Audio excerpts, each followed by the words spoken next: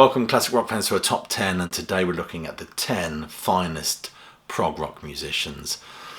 Well, this is actually inspired by Prog Magazine. They've done their top 20 greatest musicians within the prog rock genre. So I thought I'd take their top 10 and see to what extent I agree with their list and perhaps provide my own alternative.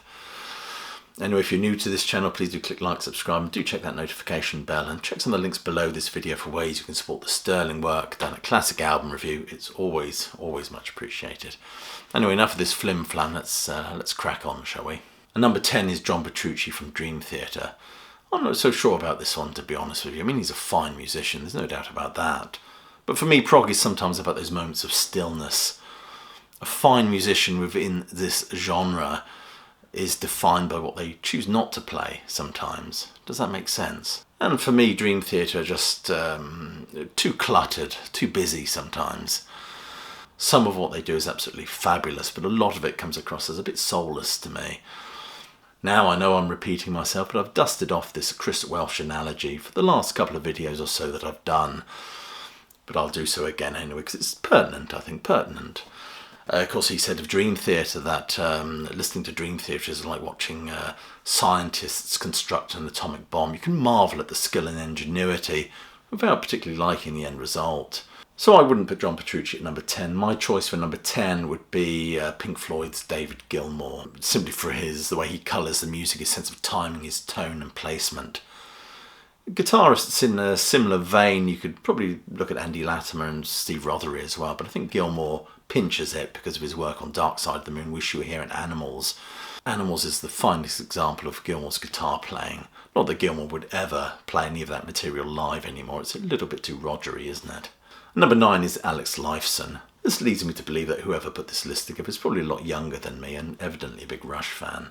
Nothing wrong with Alex Lifeson, he's absolutely incredible. So if we talk about prog rock musicians and perhaps the guitar, my number 9 would be Robert Fripp. Simply because his feel for what he's playing, his intuition, and understanding what exactly is required, no more, no less. Take the way he colours those wonderful Bowie numbers, Heroes and Fame.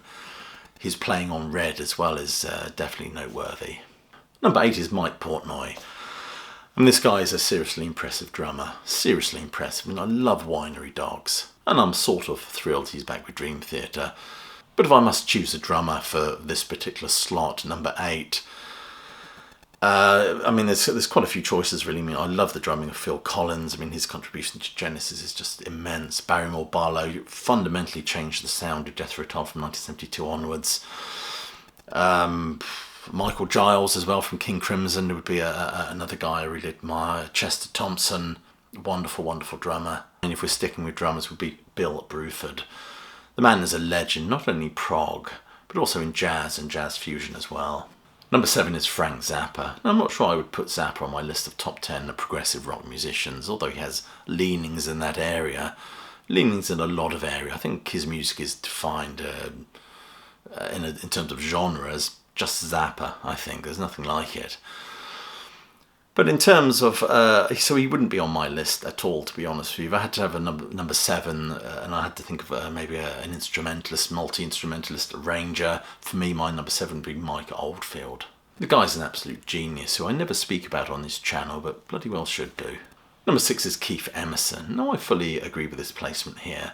From his early days with the Nice as backing band to P.P. Arnold, before they transmogrified horribly into Emerson, Lake and Palmer, something John Peel never forgave him for. So I think I will stick with Keith Emerson at number 6.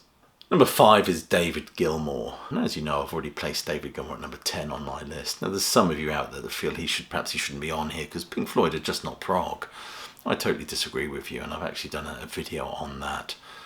I'll find a card for that and stick it up there for you to check it out. So for me, David Gilmour wouldn't be at number 5. For me, it would be Steve Howe. When that man joined Yes in 1970, fundamentally changed that band and set them on the path to those wonderful, sprawling 1970s prog epics. He certainly gave them greater scope to pursue the music they went on to pursue, and his playing is virtuosic, individual with its Chet Atkins and Wes Montgomery stylings, to his delicate and sublime, beautiful acoustic work, which very much defines their topographic oceans, and of course, without a doubt, Close to the Edge, their finest record. There's no doubt in my mind that Steve Howe defines those albums. Number 4 is Geddy Lee. Now, Geddy Lee is an insanely good bass player, and all those musicians in Rush are just absolutely sublime. But I was thinking of number 4, and if I had to think of a bass player, I'd probably go for a bass player that seemed, in my mind, to be hugely influential upon Geddy Lee, and that is Chris Squire. Now, you could argue that Chris Squire was heavily influenced by John Entwistle, but John Entwistle doesn't really fall within the paradigms of progressive rock.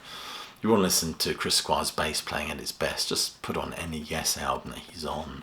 Number 3 is Rick Wakeman. I would leave this one exactly as it is, to be honest with you. Arguably, you could make a case for swapping him for Tony Banks, perhaps, but I'm happy to live our pub-loving, caped curry fan in situ here. I read in his autobiography once that he said he went to the opening of a Fate or something, and the girl reading his name off the list read it out as Rock Wankman. So number 3 is definitely Rock Wankman. Number 2 is Robert Fripp. Now, Robert Fripp has to be on this list, in my opinion. He's my number 9, I think. But if we had to choose a guitarist for the number 2 slot, for me it has to be Steve Hackett. His guitar work beautifully embellishes those early Genesis numbers, from the musical box tinklings to the thumping fly on the windscreen. Let's not forget one of the most sublime guitar solos in the whole genre of progressive rock is Hackett's playing on Firth or Fifth.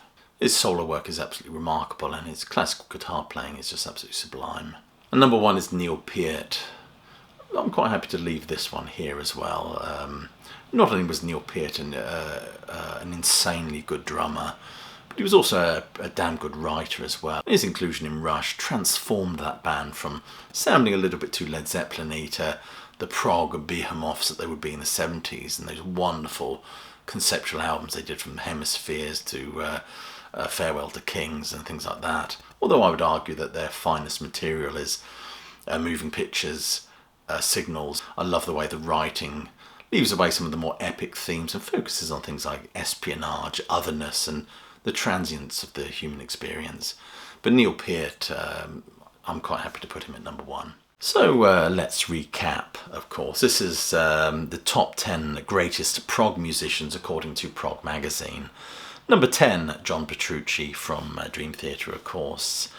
Number 9, Alex Lifeson from Rush. Number 8, Mike Portnoy, also from Dream Theater and the Winery Dogs.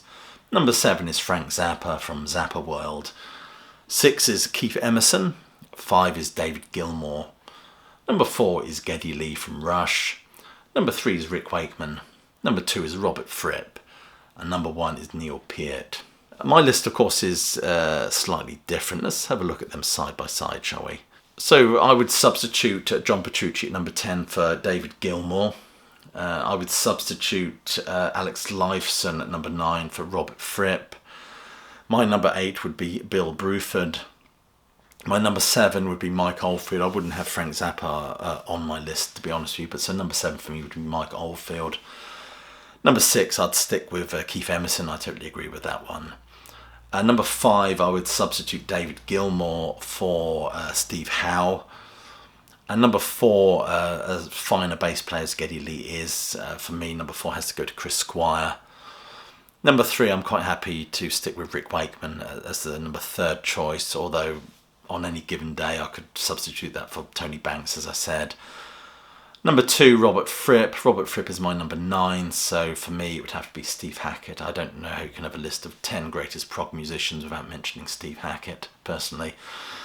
Number 1 is Neil Peart. I'm quite happy to stick with Neil Peart at number 1. What a fine musician and writer that man was. So there you are, that's the 10 greatest prog rock musicians ever, in my opinion. In contrast to the list published by Prog Rock Magazine. Which one do you prefer? What would your list be? Please leave your comments below and click like, subscribe and share this video if you enjoyed it. Other than that, I hope you're staying safe and well, and of course that you keep listening.